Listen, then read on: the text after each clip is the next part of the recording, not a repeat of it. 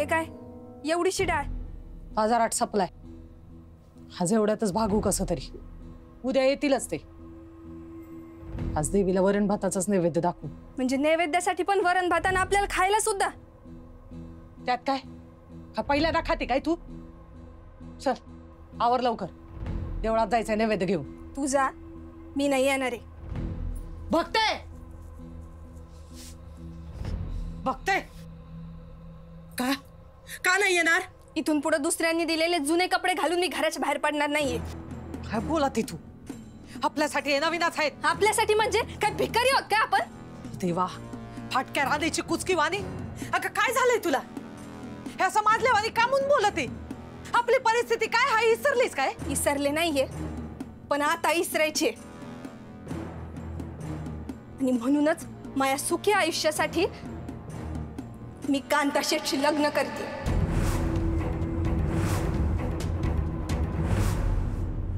आई, हा शेवटचा दिस.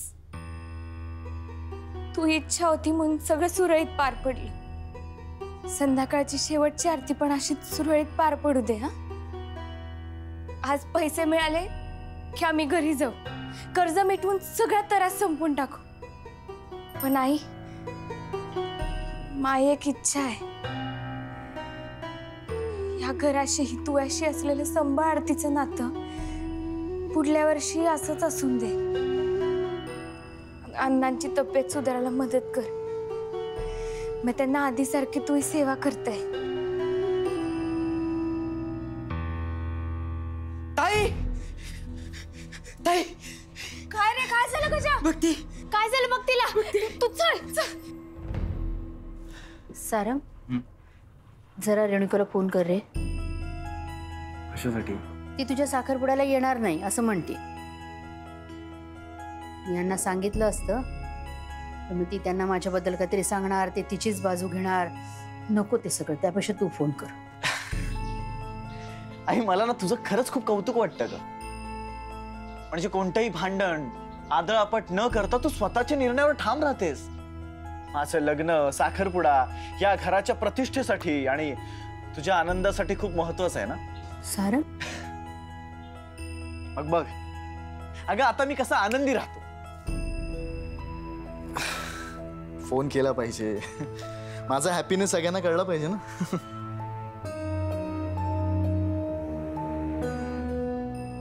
काय यार रेणुका, हा माझ्या आयुष्यातला एवढा मोठा आनंदाचा क्षण आहे आणि तू त्यात सहभागी होणार नाहीयेस का? अरे सारंग, असं का बोलतोयस? तुझ्या लग्नाचा आनंद माझ्यापेक्षा जास्त कोणाला असणार आहे रे? हा, एक मिनिट. आई काहीतरी म्हणाली असेल ना? अगं नाही नाही. तुझ्या डोक्यात माझ्याविषयी काहीतरी भरवल्याशिवाय ना तिला चैनच पडत नाही. रेणुका, अरे यार सारंग, मी ना ब्युटी पार्लर मध्ये आले.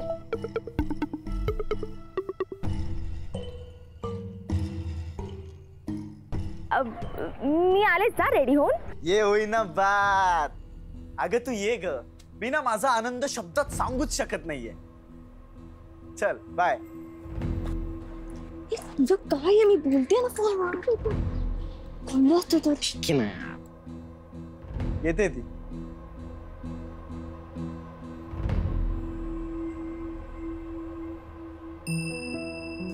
बरं झालं येते. मला टेन्शनच आलं होतं.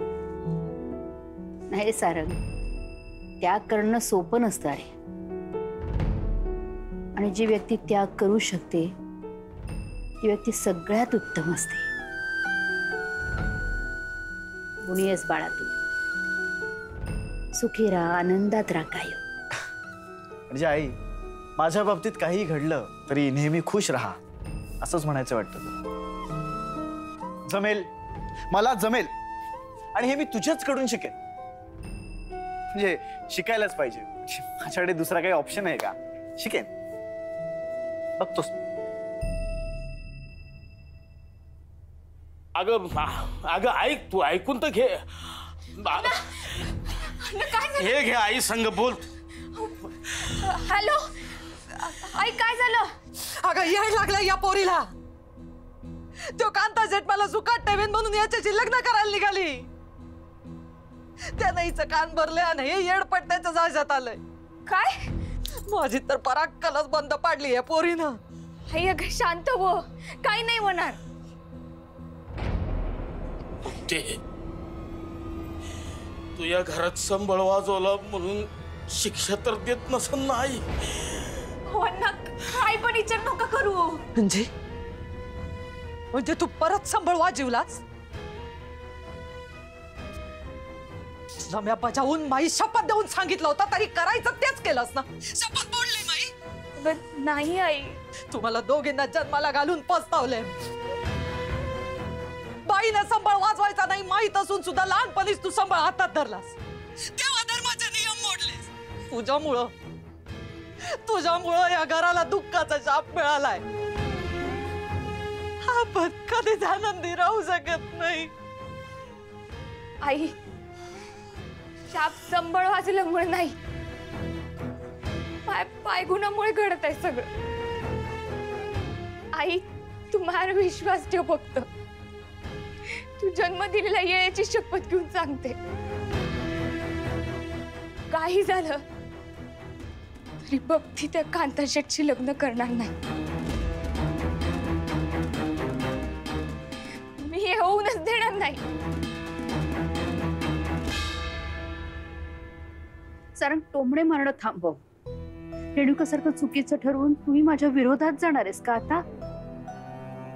नाही आई, आणि मी तुझ्या विरोधात का जाईन? हे बघ, रेणुका तुझं ऐकत नाही, पण मी तुझं ऐकतो ना. अगं हे बघ, माझा चेहरा बघ ना, हे किती आनंदी आहे. I am so happy. Sarang, तुझ्या खोट्या आनंदाचा त्रास होतोय मला. आई, अगं तुला हा माझा आनंद खोटा का वाटतोय? म्हणजे तुला माझ्यावर विश्वास का नाहीये? काय करू? ओके चल उठ, सगळ्या घराला माझा आनंद दाखवतो. एक जण जरी म्हणाला ना की सारंग तुझा आनंद खोटा आहे, तरी आयुष्यात तू म्हणशील ना तसं करेन. चल अगं ये आई. सारंग, आई ये ना. काय चाललंय अगं ये, तुझं? एक मिनिट. दामू काका, अहो काय करताय? पटपट हात उचला. हा साखरपुडा आहे माझा. अहो आर्या आणि सारंगच्या नात्यावर शिक्का बसणार आहे. तुमच्या सारंगच्या आयुष्यातला सगळ्यात मोठा आनंदाचा दिवस आहे. हा पटापट करा. हो छोटे मालक. काही वाटलं? अगं आई तू उगाच शंका घेतेस. मी किती आनंदी आहे. चल आता काका काकींकडे जाऊया. सारंग, आई,